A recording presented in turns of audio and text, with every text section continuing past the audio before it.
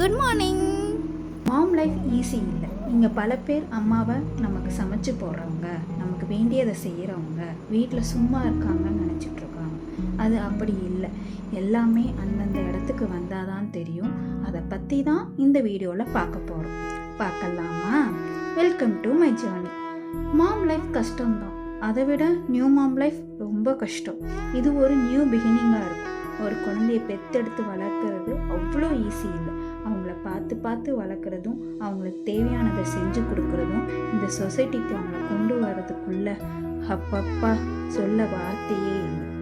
பெரியவங்க ஒரு டைலாக் சொல்லுவாங்க. என்னன்னா, எல்லாரும் அதை கேட்டிருப்பீங்க. கண்டிப்பாக எல்லா லேடிஸும் கேட்டிருப்பாங்க. ஏன் சொன்னவங்களே கேட்டிருப்பாங்க. ப்ரெக்னெண்ட்டாக இருக்கும்போது பாப்பா பிறக்கிறது வரைக்கும் தான் கஷ்டம்.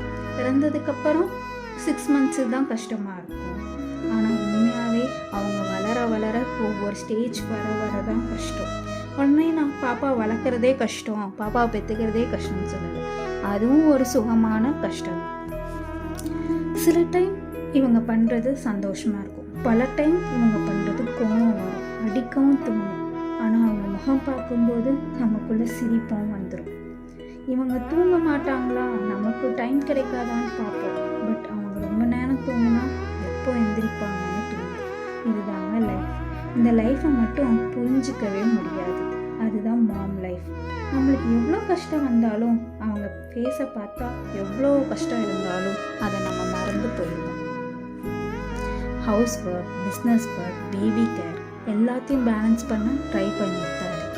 பர்ஃபெக்டாக நடக்கலை, ஆனால் ஹாப்பியாக நடக்குது. பிகாஸ் நியூ மாம் லைஃப் பிஸியாக இருந்தாலும் ரொம்ப பியூட்டிஃபுல்.